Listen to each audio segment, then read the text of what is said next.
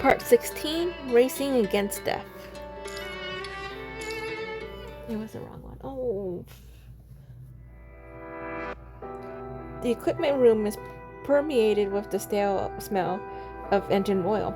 Lee stands with arms crossed and leans against a muddled, cracked brick wall, having silently listened to Nirvati's entire story.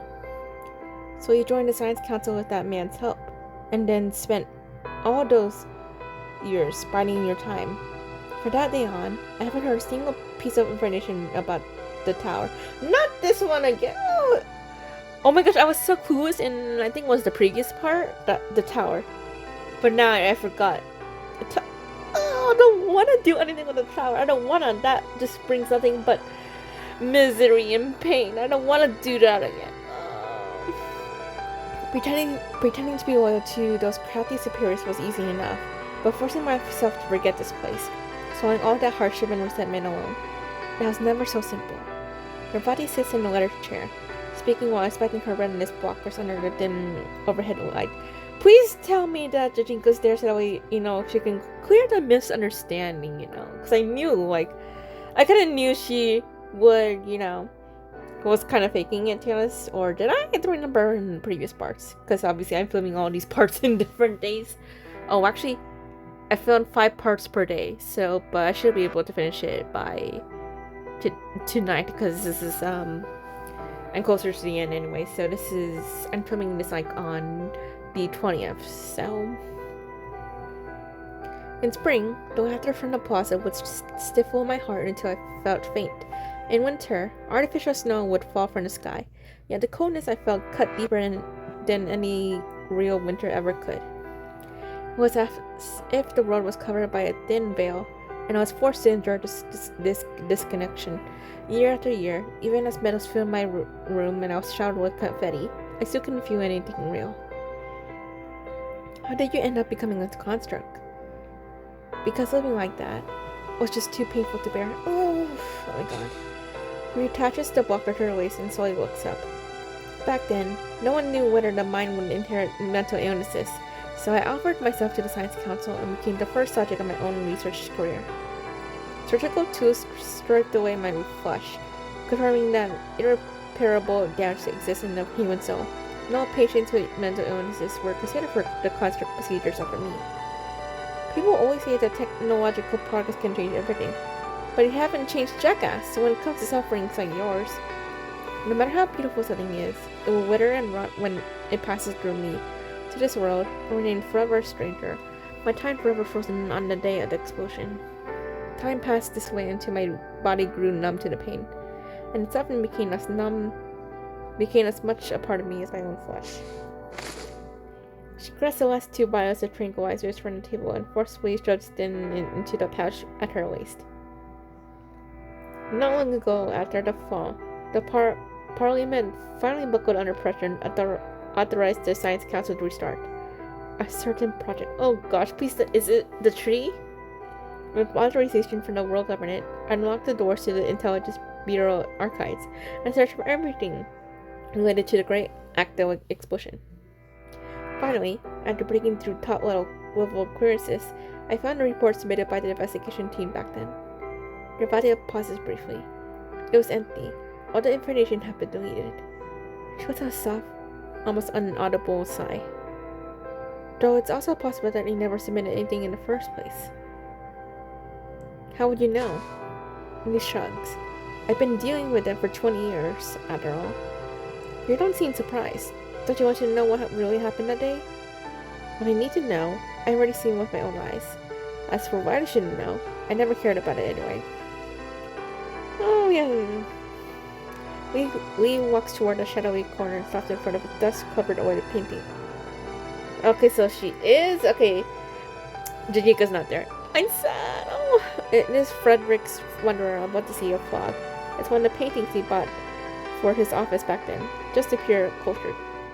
All these years, I've only cared about one thing, protecting the city and everyone living in it.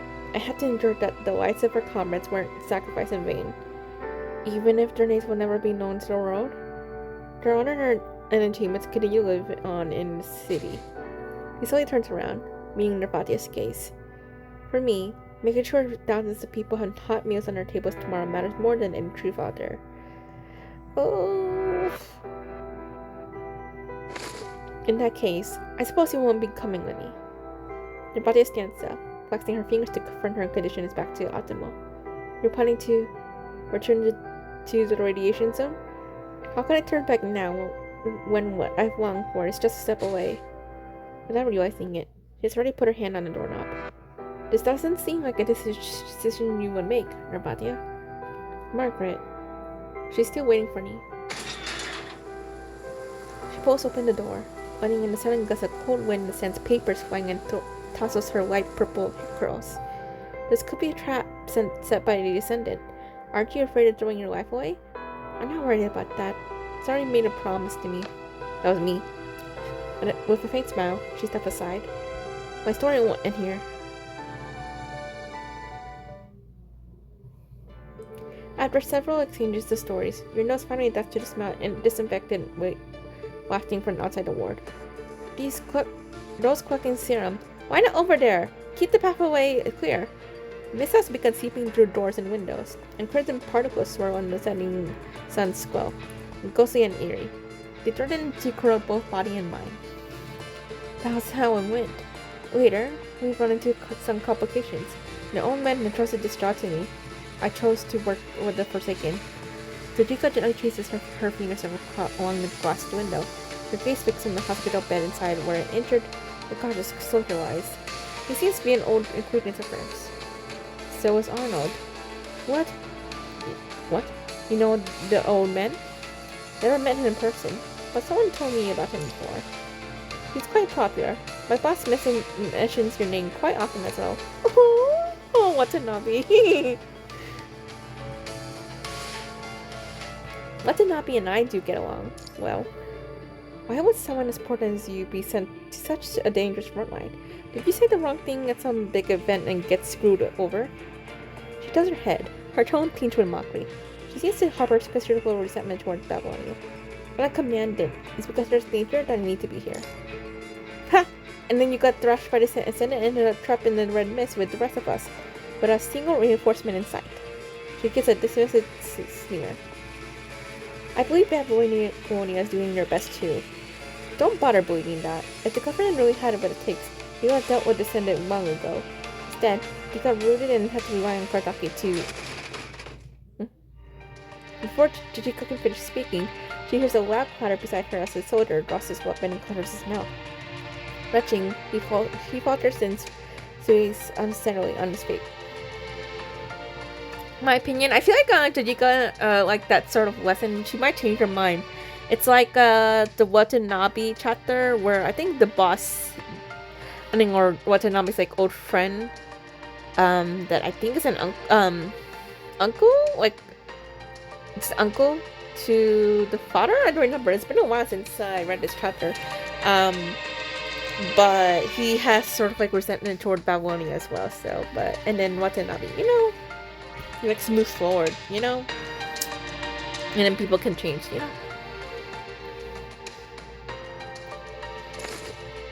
Hey, are you alright?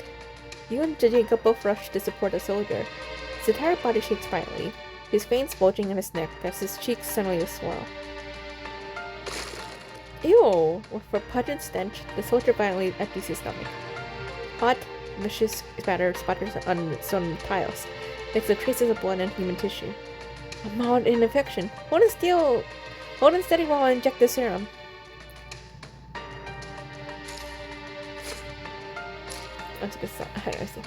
With your help, Tajika swiftly retrieves the serum injector, looks the soldier's veins, and administers the shot with practiced precision. Thank you. Your eyes are redder than the punching virus. I'd seen you on the wall before. This damn mist erodes your sanity, so don't push yourself when you're exhausted. Get back and rest immediately. Thank you both. We'll take it from here. Several doctors rush over and lift the repeated soldier onto a stretcher. They push through the crowd, hurrying toward the ward at the other end of the collider. The collider has barely returned signs when several violent coughs ripple through the distant crowd waiting in line.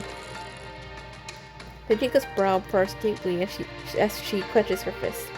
Even if the red mist devours us all, the rogue governor still won't come.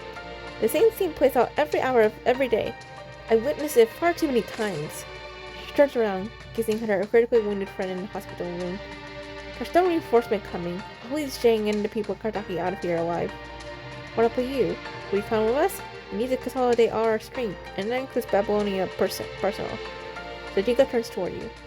The radiation zone is expanding too quickly. I can't just walk away. The Sen is plotting something. I had to stop in and fix this at its source. You're going back? Has the mist melted your brain? As long as I'm here, I had to prevent the great active explosion from happening again.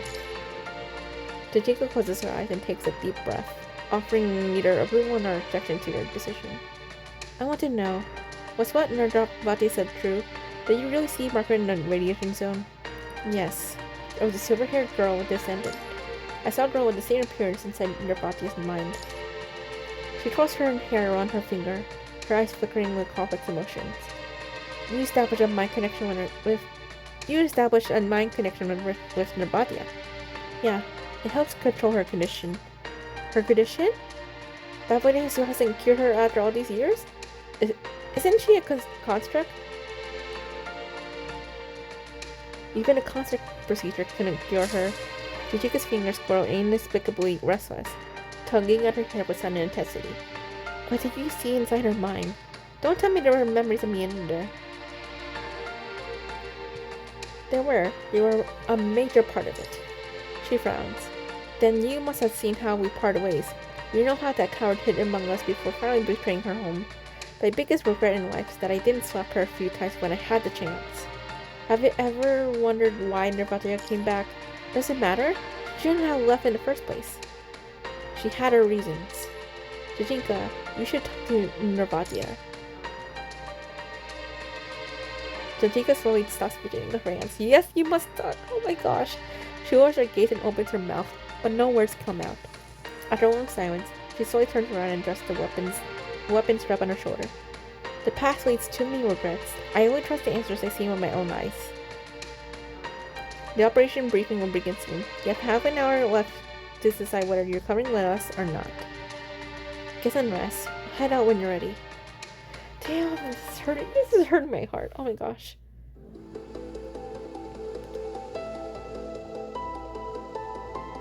When you enter the command post at Jajinka, the room is already filled with uniformed officers. The air is thick with the musty smell of damp paper. Over a dozen leather chairs are arranged in a circle around a long oak table, while a holographic map flickers with blue light at the center. You immediately spot Nirvati sitting in the corner among the crowd. She's looking in your direction past the empty seat beside her. Tsujiga rolls her eyes, pulls at the nearest chair, and sits down with her legs crossed. How are you feeling? Not bad, but it still hurts. Right here. She rolls her brow slightly, massaging her forehead. Where? Right here. Just zooming in closer, Nirvatia mischievously focusing on the forehead. Oh my goodness! Little Raven, that's your punishment for taking matters into your own hands earlier. Wait, what? I don't remember. Wait, what? You mean evacuating the radiation zone? I did ask for your opinion at the time. Asking the opinion of a delirious patient? Next time you end up at Star Life, I'll bring application forms for the science class to your bedside for you to sign. I'm always perfectly lucid. Thank you very much. Just then, the toll of a bell resonates through the command post, and conversations around the room fall silent. Commander Lee rises from the central seat. His expression and grin must surface every officer and soldier present. As you all know, due to the sudden expansion of the Karaki radiation zone, the world government's witch hunt operation against the Senate has resulted in defeat in Babylon. At 13 o'clock standard time the day before yesterday, the military authorized the 6th Army in command of the world government to issue the order to terminate the witch hunt operation.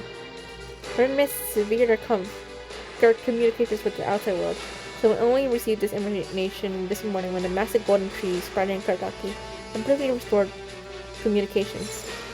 He swipes with his fingers, and the projection switches to get the golden oak assists. as catcher from the satellite city, has grown to several dozen meters since you last saw it, taller than most buildings you see. Over the past 2 days, we've taken nearly 2,000 refugees and soldiers. Our medical supplies have been almost completely depleted overnight, while around 120 critically wounded are still fighting for their lives. The Senate has commanded the quartet to surround the satellite city. As of now, the punishing virus concentration has fallen below the safety threshold, and some are already showing symptoms of mild infection. The red mist is devouring the Kardaki. After careful deliberation, Command has decided to abandon the satellite city and execute an evacuation operation codenamed Hebron within the next 6 hours. Does anyone have questions at this point? Sir? From within the crowd, a surgeon with bandages wrapped around his face raises his hand. Lee acknowledges him with a nod. Most of the city's vehicles were requisitioned to support Babylonia's witch hunt and are now stranded at the graveyard in the outskirts. And now, with the graveyard under further control, our transportation capacity isn't sufficient to evacuate thousands of civilians. The graveyard appears to be the codename for a nearby armory. Upon hearing this name, both Viratia and Jadiga woke up simultaneously. The transportation officer has raised a crucial point. Our transport capacity is indeed the determining factor for Operation Hebron's success. Everyone, please open the operation brief at your station. I must emphasize that, due to the presence of the Ascendant, we must proceed on the assumption that our enemy possesses tactical intelligence. We can't afford to approach them like the typical hordes we faced before. Especially for John Doe, a primary adversary. His methods are exceptionally devious and brutal, as well as reneging on Korea. I really hate that guy. During the operation, we can't afford to let our guard down for a moment. Within the first 90 minutes of the operation, each company must gather all non-combatants with their sectors and categorize them according to the criteria outlined in the brief, based on age and injury severity. At exactly 90 minutes into the operation, the artillery company will bombard the quartet on the southern plains until all ammo reserves are depleted, after which all canyons that can't be transported will be destroyed. After it concludes, Company A, which has sustained the fewest casualties, will advance through the southern plains, creating the illusion that we're planning to evacuate southward to rendezvous with the 6th Army. In reality, we'll be forming a task force comprised of elite combatants from companies B through F. While Company A conducts their diversionary attack, this task force will infiltrate eastward toward the graveyard. This special task force will be under Jadinga's command. Jadinga turns slightly and raises her hand toward the extended personnel. After capturing the graveyard, the task force must establish defenses using equipment on site and, based on field connections, fire a colored signal flare to indicate whether we should proceed to the next phase. If the runners observe a green signal flare, indicates that the graveyard is secure. The main forces of companies B through F will then escort civilians there in coordinated groups. Simultaneously, Company A, having tied down the enemy forces, will immediately withdraw to the satellite city and engage the quartet in urban combat, buying time for the main forces' evacuation. After flushing supplies and securing vehicles, will advance along the outlying routes. Companies will take turns providing cover and guarding the rear until we have evacuated and established contact with Babylonia. Of course, this all assumes the best case scenario. In actual combat, Company's 8th Division may fail, or the special task force may be intercepted and started by quartet. Should any of these exceptions occur, Operation Hebron will be immediately aborted. At that point, all units will receive only one order: launch an all-out assault on the graveyard, regardless of the cost. In summary, our only chance to survive was to capture vehicles and supplies, then withdraw to secure reinforcements. Does anyone have any objections? The commander seriously sweeps across the assembled personnel once more. Yes, Grey Raven Commandant. The mention of your title, almost everyone in command post turns to look your way. I fully endorse your assessment. There's one matter I'd like to address. You counted for the present descendant, but not as a significant threat. The rate at which the red mist is expanding. Allow me to elaborate on this point with some additional details. Oh? The brothel stands up beside you. At the sight of her, several local officers from the satellite city begin whispering among themselves. To most Carthaginians, the brothel remains the kid who abandoned her homeland and friends years ago. Your body ignores those accusatory glances and continues her briefing. According to the Science Council's observations over the years, the boundary of the red mist and the radiation zone is relatively stable unusually. The daily expansion rate is below 0.1 meters per second in windless conditions. Even during rare high wind conditions, the maximum speed of its expansion has never exceeded 0.6 meters per second. This is based on our observations over the past 20 years. Nervates gets forward and operates her terminal, uploading a data set to the briefing system. A crimson line immediately appears on the central holographic display, climbing upward at an alarming rate. I examined the CPF system before this meeting began. At 6:17 this morning, filter station number 4, located about 9 kilometers east of the satellite city, transmitted its final punching virus alert before going offline.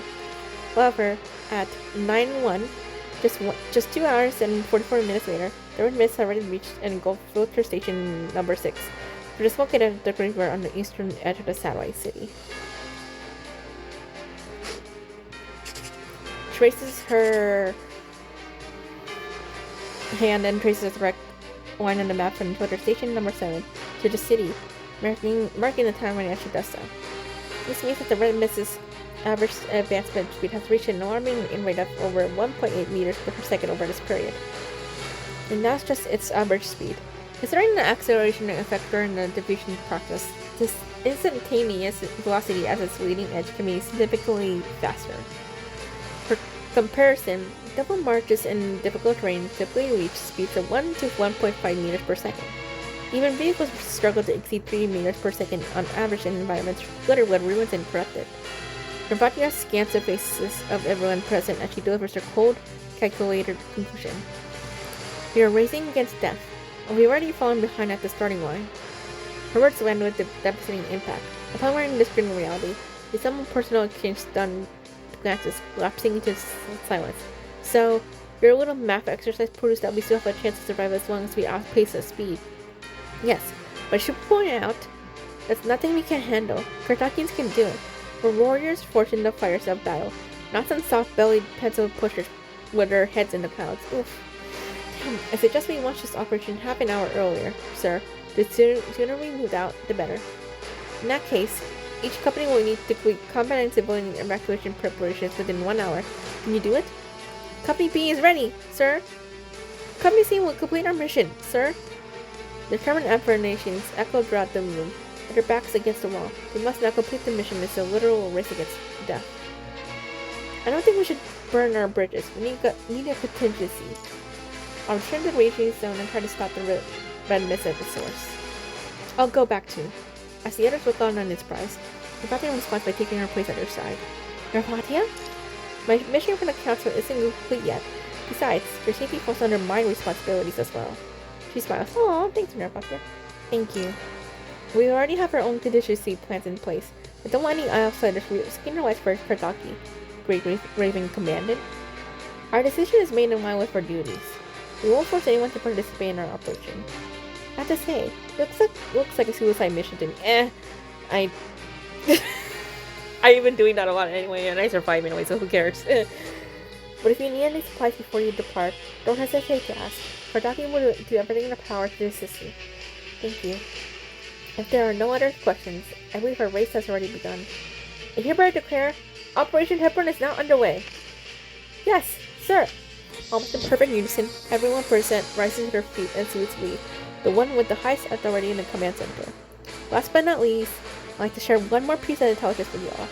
Based on my analysis, whenever the golden oak grows, dramatic fluctuations in punishing virus concentration with the red mist happen, and the closer one gets to it, the stronger the parts in the vicinity are. From this, I hypothesize that the golden oak may be the actual source of the punching virus within the radiation zone. So, if we don't make it back alive, it'll be up to you to relay this information to Babylonia and to the world. I'm gonna make it back alive, because obviously. After the meeting, the crowd quickly disperses, each rushing to the assigned post. Everyone's acutely aware that their next actions will determine the fate of 5,000 lives. The command center goes dark as the lights are switched off and quickly becomes desolate. In the empty shadows, 2 people had independently chosen to stay behind. Nervatia stands in the corner, while Jadika remains seated with her legs crossed. Oh, come on to speak! Narvati opens her mouth to speak, but as she looks up, she finds herself meeting an inquiry hesitant gaze. Both lowered their heads, letting in the silence between them thicken and spread as precious time ticks away, moment by moment. I want you to come find Margaret Winnie. After what feels like an eternity, she finally breaks the silence, revealing her true feelings. All these years, where have you been this whole time? Chichika's face remains stern, her voice barely above a whisper.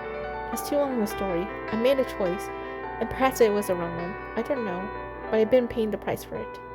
What choice? Leaving you, leaving all of you. Chichika twirls her hair again. It took us less than a few months to get to know each other, yet it took 20 years for us to meet again. Damn, jeez. Too much time has passed, and many things have changed. The Margaret you saw in the Kartaki, as you said, she might just be a projection created by the Ascended. To me, Margaret is long gone. What matters more is now is staying in the people who are still breathing in the city. I need to get them out alive. Many things have changed, but you haven't, Jadinka. Narvati steps forward, arching for corners shadows. That letter's fake, but you took risks and came back here for Margaret, didn't you? Because I thought you changed. Jadinka looks up, her pink pupils filled with desolation and loneliness.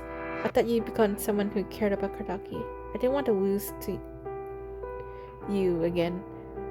But now, seeing your eyes again, hearing what you say, I realize I was overthinking things. Are you still angering me? I'm going back to the radiation zone to save the people here, aren't I? Even Narvati herself is surprised by the unexpected agitation in her voice when she speaks. You know what, Narvati? You never dare to look me in the eyes when you're lying. Just like now. Chichiko chuckles softly and shakes her head. Are you really going back for the people of Kartaki? Or just to mend those wounds inside you that never healed? Or maybe you still don't have an answer yourself, even now. Oh my goodness. Just a Silent quickly descends once more, enveloping everything around them. Narvati remains speechless. Head lowered, she slowly takes a step forward and continues walking. As she brushes past Jadika, she places something on the table. There's a red mist blocker. By the time Jadika realizes it, Narvati has already hurried out the command post. Her footsteps growing fainter with distance. Jadika holds the blocker in her hands and examines the intricately designed device. As her gaze shifts, she notices a manual Narvati placed underneath it. It's filled with dense notes written all over a decade and meticulously document every detail, both significant and minor. Is this what she has poured her life's work into? Jadika suddenly feels the weight in her hand grow heavier. Turning her hair between her fingers, Jadika realizes that Narvati's decision wasn't made on a whim. All these years, she has been preparing for her return to Kartaki. Regardless of what occupies her thoughts, Narvati has already been gazing at the land that raised her, never truly leaving it behind. Narvati, sometimes you really are so damn annoying. Oh my god, I want to see the hug at least once in this chapter. I want to see the hug at least once. One. Ugh.